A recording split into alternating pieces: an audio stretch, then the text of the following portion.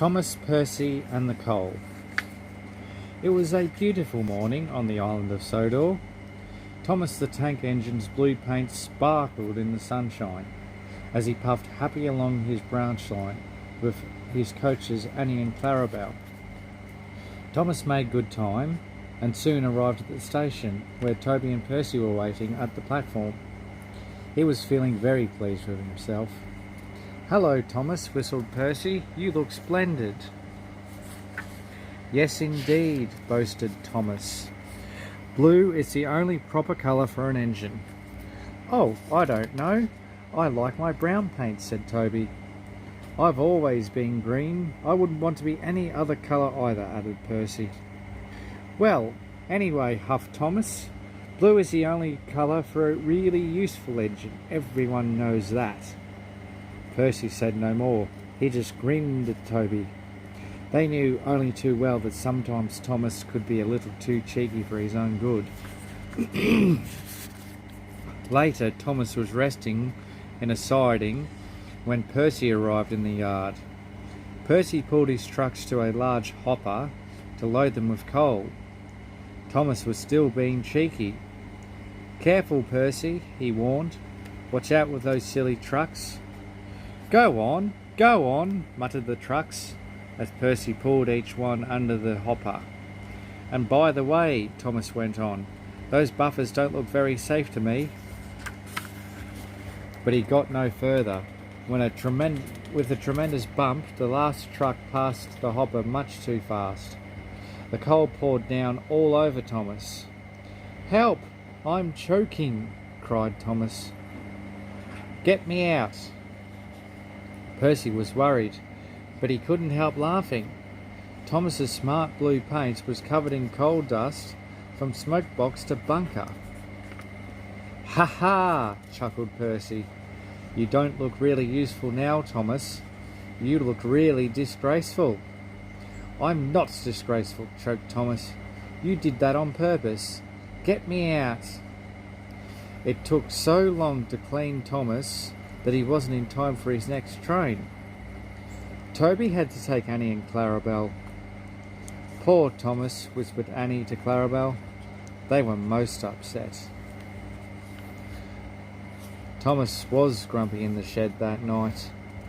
Toby thought it a great joke, but Percy was cross with Thomas for thinking he'd made his paint dirty on purpose. Fancy a really useful blue engine like Thomas becoming a disgrace to the Fat Controllers Railway, said Percy. "Pooh, I wouldn't have missed all that fun for anything," he chuckled. Thomas was at the platform next morning when Percy brought his trucks in from the junction. The trucks were heavy and Percy was very tired as he puffed into the station. "Have a drink," said his driver, "then you'll feel better." The water column stood at the end of the siding with the unsafe buffers. The props underneath the buffers were old and needed mending. Percy moved forward and found that he couldn't stop. The buffers didn't stop him either. "Oh!" wailed Percy. "Help!" The buffers were broken and Percy was wheel deep in coal. It was time for Thomas to leave. He had seen everything. "Now Percy has learned his lesson too," he chuckled to himself. That night the two engines made up their crawl. "I didn't cause your accident on purpose, Thomas," whispered Percy. "You do know that, don't you?" "Of course," replied Thomas, "and I'm sorry I was cheeky. Your green paint looks splendid again too.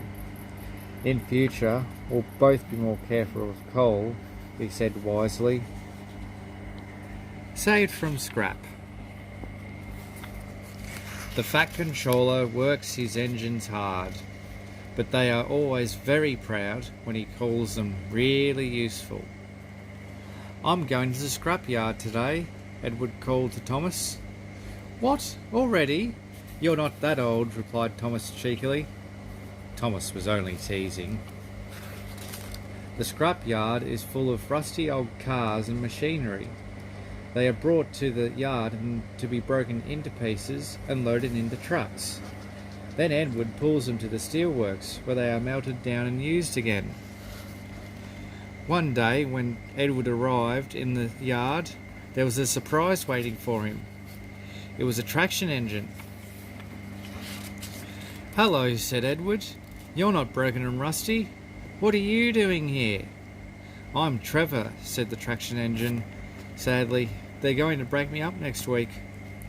"What a shame," said Edward. "My driver says I only need some paint, polish and oil to be as good as new." Trevor went on sadly, "But my master says that I'm old-fashioned." Edward snorted. "People say I'm old-fashioned, but I don't care. The Fat Controller says that I'm a useful engine. What work did you do?"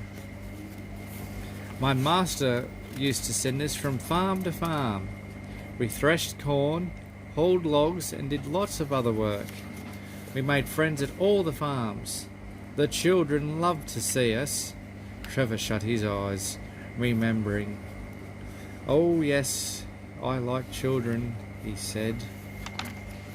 Edward set off for the station. "Broken up, what a shame. Broken up, what a shame. I must help Trevor, I must," as he clanked as he went back to work. He thought of all his friends who liked engines, but strangely none of them would have room for a traction engine at home. It's a shame, Edward hissed as he went over the viaduct. Then he brought his coaches to the station. "Peep, peep," he whistled. "Why didn't I think of him before?" There, on the platform, was the very person. "Hello, Edward, you look upset," said the man. "What's the matter, Charlie?" he asked the driver. "There's a traction engine in the scrapyard, Vicar. He'll be broken up next week. Jem Cole says he never drove a better engine. Do save him, sir. He saws wood and gives children rides," said Edward. "We'll see," replied the vicar. Jem Cole came on Saturday. "The Reverend's coming to see you, Trevor. Maybe he'll buy you." "Do you think he will?" asked Trevor hopefully. "He will when I've lit your fire and cleaned you up," said Jem. The vicar and his two boys arrived that evening. Trevor hadn't felt so happy for months. He trotted happily around the yard. "Show your paces, Trevor," said the vicar. Later, the vicar came out of the office smiling. "I've got him cheap, Jem, cheap." Jem was very pleased and ran to tell Trevor the good news. "Do you hear that, Trevor?" cried Jem. "The Reverend saved you and you live at the vicarage now." "Peep, peep," whistled Trevor happily. Now Trevor's home is in the vicarage orchard, and he sees Edward every day. His paint is spotless and his brass shines like gold. Trevor likes his work, but his happiest days are church fete. With a wooden seat bolted to his bunker, he truffles round the orchard, giving rides to children. Long afterwards, you will see him shut his eyes, remembering. "I like children," he whispers happily.